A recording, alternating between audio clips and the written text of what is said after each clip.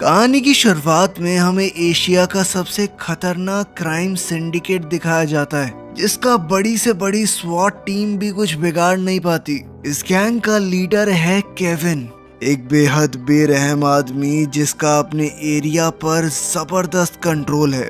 अगर कोई भी केविन से सौदेबाजी करने की कोशिश करता, उसकी पावर को चैलेंज करता, तो आखिर में उसे अपनी जान गंवानी ही पड़ती। पर इतना ताकतवर होने के बावजूद केविन एक दिन खुद मुसीबत में आ गया, खासकर तब जब चोरों की दो अलग अलग टोलियों ने उसके सबसे कीमती डायमंड पर नजर गड़ा ली। पाक नाम के एक चालाक मिडलमैन ने बीच में रहकर कोरियन और चाइनीज दोनों गिरोहों को इस बड़ी चोरी के लिए एक साथ जोड़ दिया। कोरियन तरफ से पतले दुबले रॉन ने अपने 4 लोगों के गैंग की कमान संभाली, जिसमें 2 औरतें और एक आदमी शामिल था। इन सब में सबसे खास और दिलकश सोफी थी, जो अपनी सुंदरता को ही सबसे बड़ा हथियार बनाकर इस्तेमाल करती। उसके साथ मिया उसकी माँ बनकर लोगों को पागल बनाती। इन दोनों का अगला निशाना एक म्यूजियम का क्यूरेटर था, जिसके पास मिया एक मासूम सास बनकर पहुंची। सोफी ने उसे अपने प्यार में लट्टू कर रखा था और मिया ने ऐसा दिखाया कि हाँ बेटा, तुमसे ही शादी करवाएंगे इसकी। इसके बाद हम छत पर एरिक को देखते हैं, जो टीम का टूल्स और गैजेट एक्सपर्ट था। जैसे ही मिया ने क्यूरेटर को बातों में उलझाया, सोफी ने वक्त बर्बाद किए बिना अपना काम शुरू कर दिया। वो न सिर्फ बेहद खूबसूरत थी, बल्कि किसी ओलंपिक जिम्नास्ट की तरह तारों का इस्तेमाल करती। अपनी जबरदस्त तकनीक की मदद से वो एयर वेंट्स के जरिए जल्द ही वॉल्ट तक पहुंच गई और पलक झपकते ही उसने एक एंशिएंट आर्टिफैक्ट चुरा कर उसकी जगह बाजार का सस्ता सा नकली टुकड़ा रख दिया। चाइनीज तरफ की कमान हमेशा शांत रहने वाले जॉन के हाथ में थी। उसका काम करने का तरीका एकदम शांत था। चाहे कितनी भी बड़ी मुश्किल क्यों ना आ जाए, वो कभी पैनिक नहीं करता था। पहले जॉन के गैंग में सिर्फ 3 आदमी हुआ करते थे, पर इस काम के लिए उन्होंने एक माहिर सेफ क्रैकर को बुलाया, जिसका नाम जूली था। वो किसी भी तरह की तिजोरी को मिनटों में खोल देती। जॉन की गैंग में एक और मेंबर है सैम, जो कि एक कोरियन अनाथ था, जिसे सैम ने हमेशा अपनी परछाई में पाला।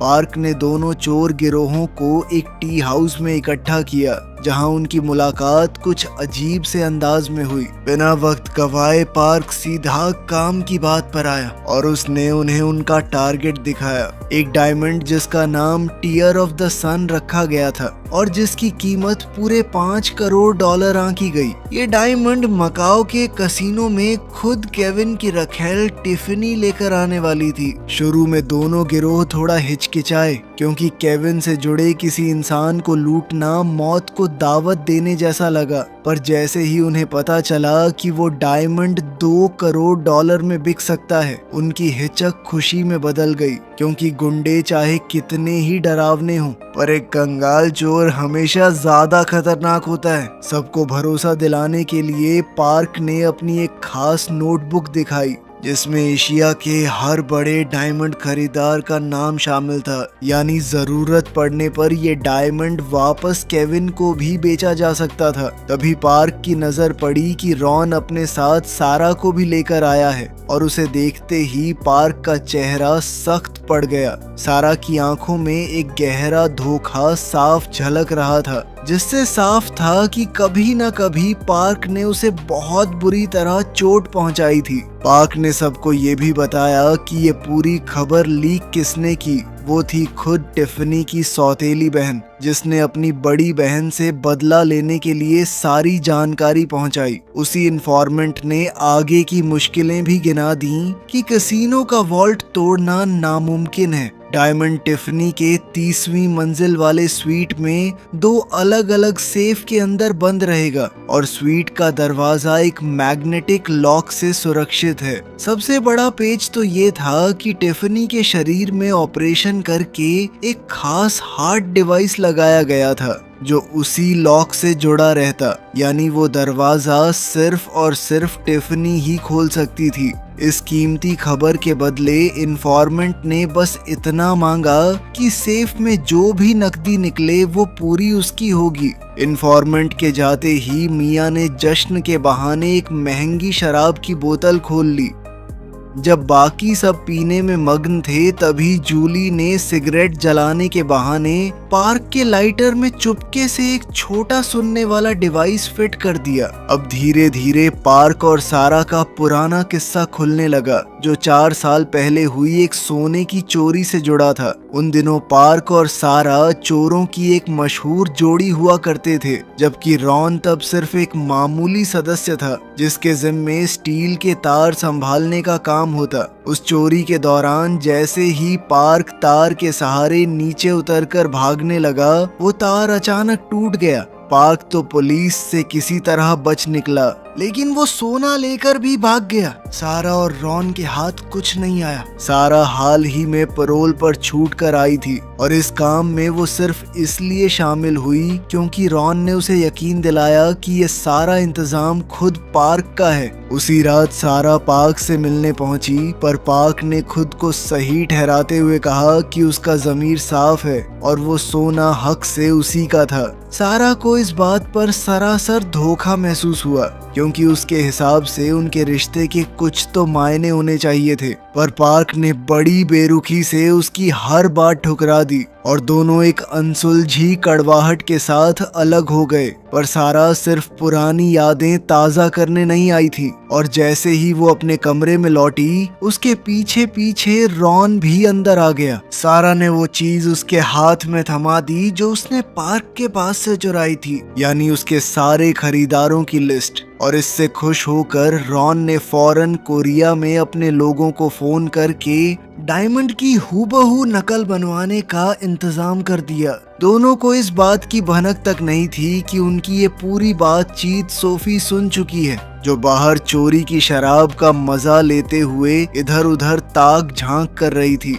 इस छोटी सी जीत के बाद रॉन के मन में एक और साजिश पकने लगी, क्योंकि वो एक बार फिर पार्क को धोखा देने की फिराक में आ गया। दरअसल बरसों पहले पार्क का वो स्टील का तार किसी और ने नहीं बल्कि रॉन ने ही काटा था। एक तो पैसों के लालच में, और दूसरा इसलिए कि रॉन के दिल में कहीं ना कहीं सारा के लिए चाहत छुपी हुई थी। अगले दिन दोनों गिरोह मकाओ पहुंचे और अपने काम में जुट गए। सबसे पहले जॉन और मिया ने एक रईस जापानीज जोड़े का भेस बनाया और कसिनो की टेबल पर खुलेआम पैसा उड़ाने लगे। इसी बीच जॉन का छोटा साथी सैम पूरे कैसीनो का लेआउट समझने और सिक्योरिटी वालों की हर हरकत पर नजर रखने में लग गया। उधर रॉन की निगाहें टिफनी पर टिकी थीं, जिसके साथ 2 बॉडीगार्ड हर वक्त मौजूद रहते। एक उसके बिल्कुल साथ चिपका रहता तो दूसरा उसके आलीशान होटल रूम के बाहर पहरा देता। सोफी और एरिक की जोड़ी को एक ही जिम्मा मिला, कैसीनो के मैनेजर का एक्सेस कार्ड हासिल करना। सोफी ने अपने हुस्न का जाल फेंकना चाहा, पर बात उल्टी पड़ गई, क्योंकि मैनेजर को सोफी के बजाय एरिक भा गया, क्योंकि उसके शौक अलग थे। उसे लड़की में कोई इंटरेस्ट नहीं था और मजबूरन ये काम पूरा करने के लिए एरिक को ही आगे आना पड़ा। सर्वेलेंस रूम पर कब्जे के लिए अंदर हथियार पहुंचाना जरूरी था, इसलिए सैम ने खाना पहुंचाने वाले एक बूढ़े आदमी को पैसे देकर राजी कर लिया कि वो एक गन को खाने की ट्रॉली में छुपाकर सीधे कैसीनो के अंदर पहुंचा दे। स्वीट के उन 2 सेफ को तोड़ने का काम मिला जूली और सारा को, जिनमें से जूली बिना किसी औजार के सिर्फ अपनी उंगलियों के एहसास से ताले खोल देती थी। पर जूली ने एक बहुत बड़ा राज बाकी सबसे छुपा रखा था, क्योंकि असल में वो एक अंडर कवर कॉप थी। हांगकांग की पुलिस सालों से केविन के पीछे पड़ी थी, मगर आज तक किसी ने उसका असली चेहरा तक नहीं देखा। अपने गैंग का लीडर होने के नाते जॉन के मन में एक अजीब सी बेचैनी थी, क्योंकि केविन का ही डायमंड चुरा कर उसी को वापस बेचना कोई आसान बात नहीं थी। सालों पुरानी एक याद उसकी आंखों के सामने आ गई। जब उसने और उसके पार्टनर ने चुराया हुआ माल बेचने की कोशिश की थी केविन को, और जैसे ही उसके साथी ने जरा सी हिचक दिखाई, केविन ने उसे वहीं मौके पर मार डाला। अब की बार तो वो चुराया हुआ माल नहीं, बल्कि केविन का अपना ही डायमंड बेच रहे हैं उसे। इसलिए जॉन अच्छी तरह समझता था कि इसका अंजाम कितना खतरनाक हो सकता है। यही वजह थी कि जॉन का असली मकसद वो डायमंड था ही नहीं, बल्कि वो तो केविन की रखेल टिफनी का पैसा लूटने की ताक में था। सिक्योरिटी का ध्यान भटकाने के लिए एरिक को स्टील के तारों के जरिए छत पर चढ़ने का काम दिया गया, जबकि पार्क ने कसिनो में रॉन से जानबूझकर एक नकली झगड़ा शुरू कर दिया। पर देखते ही देखते वो बनावटी झगड़ा सच में बदल गया, क्योंकि पार्क ने उसी वक्त जता दिया कि उसे बहुत पहले से शक था कि बरसों पुराना उसका तार रॉन ने ही काटा था। गुस्से और घबराहट में रॉन कसिनो से बाहर निकला और सीधे पियर पर जाकर अगले दिन भागने के लिए एक बोट का इंतजाम करने लगा। उधर सारा को कोरिया से भेजा गया वो नकली डायमंड भी मिल गया। सुबह होते ही दोनों गिरोहों ने अपना ऑपरेशन शुरू कर दिया। सोफी जब जॉन और मिया के स्वीट से निकल रही थी, तभी उसने अचानक एक ऐसी चीज देख ली जिसकी उसे उम्मीद तक नहीं